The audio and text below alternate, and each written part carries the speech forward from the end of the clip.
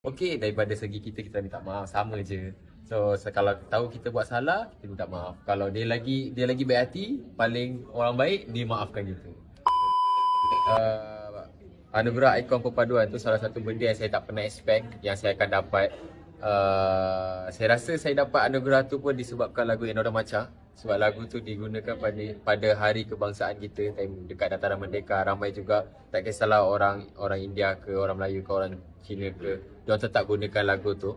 So lagu tu dapat menyatukan rakyat-rakyat Malaysia kita. So, dan saya pula seorang budak Melayu yang pandai cakap bahasa Tamil and bergaul dengan pelbagai kaum, and benda tu bagi diorang tu saya rasa saya layak kot untuk ikon orang. Saya tak pernah minta pun benda ni.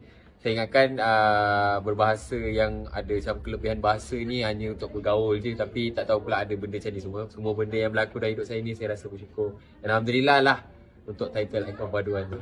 Oh, rasanya berat. Bukan senang sebenarnya. Dia nak katakan macam bukan sijil yang kita, contohnya kalau kita belajar dapat sijil, tapi yang ikon perpaduan ni ada yang kita terpilih.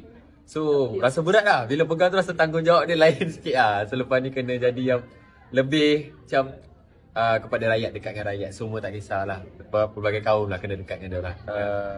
Baru-baru ni pun ada kes yang saya tengok. Saya bukan tak nak bersuara ke apa. Saya tak tahu nak cakap macam mana. Tapi nak salahkan pun tak ada. Sebab mungkin niat orang lain, tapi yang disampaikan tempat media lain. So macam ramai tanya saya apa pendapat Zubir. Saya macam tak tahu nak cakap apa. Sebab dia pandangan mata. Mungkin daripada segi nyanyian tu nampak kan, tapi sebenarnya saya nampak juga Pak Azad nak tunjukkan cara yang boxing tu.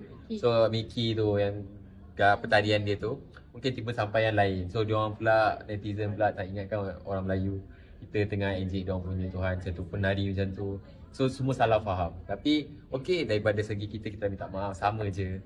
So kalau tahu kita buat salah, kita minta maaf. Kalau dia lagi baik hati, paling orang baik, dia maafkan kita. So tu je. Macam tu lah, saya happy lah. Kalau saya macam saya ni, saya rapat dengan dulu. Kalau orang cakap tak salah, tak semestinya saya pergi Korea, macam pergi ke tempat diorang, kita kena sembahyang, tak perlu pun. Tapi kita respect culture diorang, kita pakai pakaian diorang. Macam ada juga kawan India saya pakai baju Melayu, contohnya dia Roshan. Dia pun ada je ikut saya di masjid, pergi saya show, dia ikut je. So dia pun datang, tapi dia tahu dia punya agama. Dia just datang. Tu sama je lah, kita respect each other. So saya rasa saya dapat rapatkan. Betul tak? Rapat kan? Syahid Rahim kan? Happy.